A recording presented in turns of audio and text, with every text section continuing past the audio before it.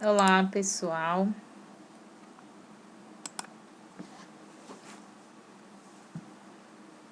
Ok.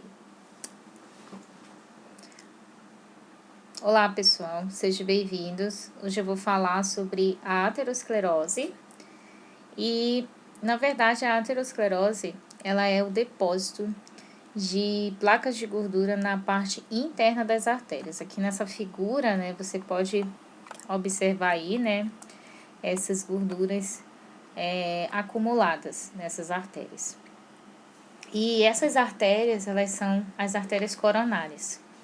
Onde ficam as artérias coronárias? As artérias coronárias, elas ficam no coração, gente. Mas não é aquelas artérias que, na verdade, transportam o sangue para o pulmão, para várias partes do corpo, não, tá? As artérias coronárias são essas estruturazinhas aqui, ó, que ficam... Deixa eu botar aqui o laser. Que ficam aqui, ó, tá? São essas aqui representadas em vermelho.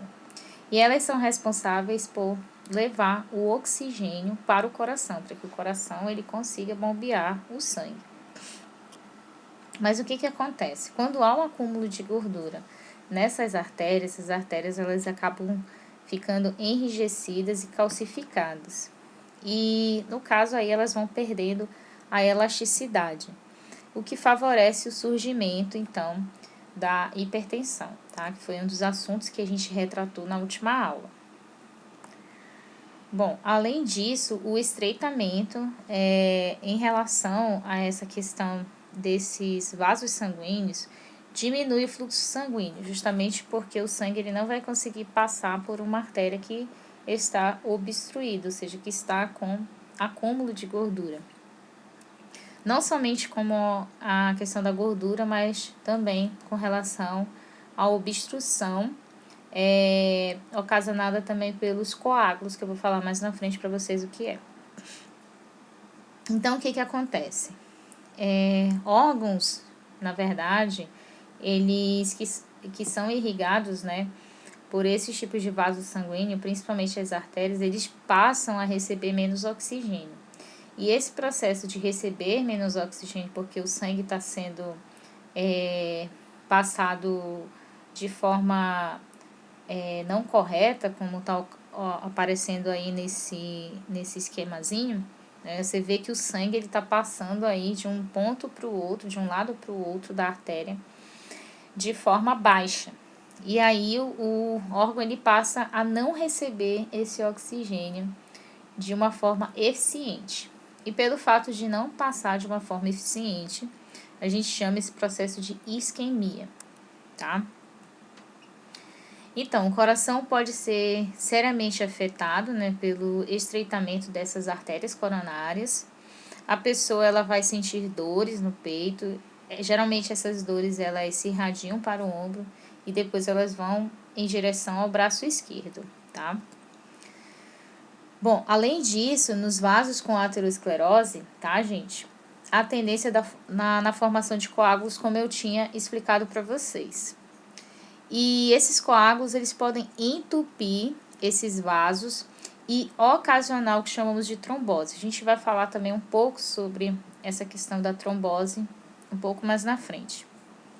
Então, nesse caso, o músculo cardíaco, ele fica obstruído aí, né, com essa questão dos coágulos nos vasos sanguíneos, principalmente as artérias coronárias.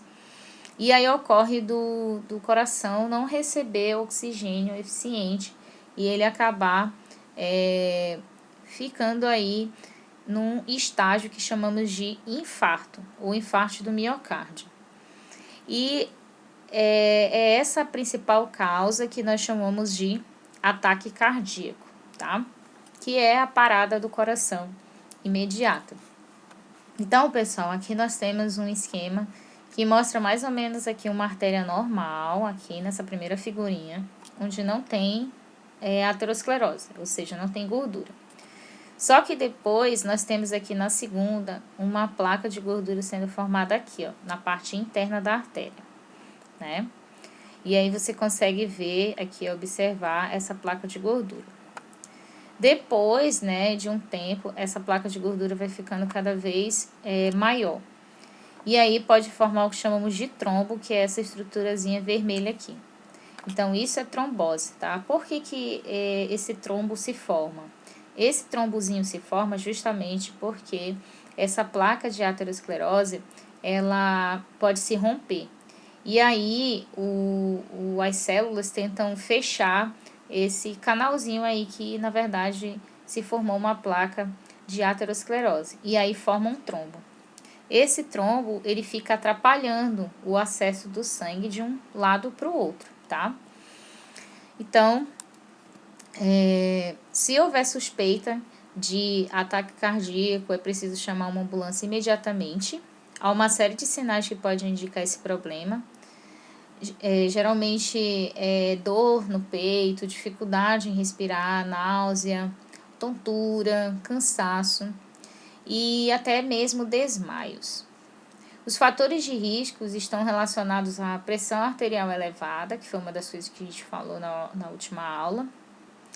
A obesidade também pode estar relacionada com relação a essa questão da aterosclerose e também da hipertensão. Escassez de exercício físico, hereditariedade, né? No caso, se você tiver pessoas na família que têm esse tipo de problema, principalmente os seus pais e avós, provavelmente você também poderá ter, né? Mas isso vai depender do seu modo de vida. O sedentarismo, né? Ou seja, a não prática mesmo de atividade física pode ocasionar aí, essa questão de doenças relacionadas à hipertensão e também relacionadas ao acúmulo de gorduras nos vasos sanguíneos. Hábitos tabágicos, ou seja, pessoa que fuma demais, tá? Em excesso. A hipertensão aumenta também os riscos de formação de coágulos, como eu falei, e esses coágulos, eles entopem tanto as veias quanto as artérias. E no caso aí se entope, né, obstrui, que é o nome correto a se falar, o fluxo sanguíneo ele não vai estar em equilíbrio, ou seja, o sangue ele não vai passar com tanta facilidade. E aí esse fluxo sanguíneo ele acaba sendo afetado, dependendo do tipo de artéria, dependendo do tipo de veia que esteja passando por esse processo de trombose. Então, aqui nessa figura a gente consegue ver aí uma trombose que ocorre em uma veia, ou seja, esse trombo aí, né, foi formado e aí está interrompendo o fluxo sanguíneo, tá?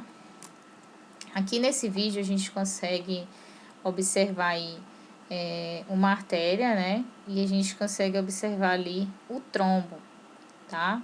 E aí você consegue ver que o sangue, ele na verdade passa com muita dificuldade através desse vaso. E aí, pelo fato de passar com dificuldade, tá, gente?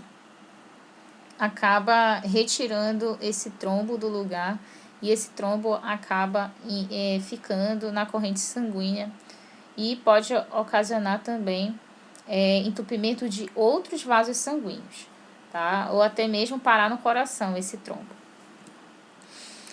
Pessoal, na próxima aula a gente vai falar sobre AVC, né? Ou acidente vascular cerebral. Vou explicar para vocês como que ocorre. É importante enfatizar que o AVC ele está associado com a aterosclerose, então vocês vão entender mais ou menos o que significa. E a gente fica por aqui. Eu espero que vocês tenham gostado da aula e até a próxima.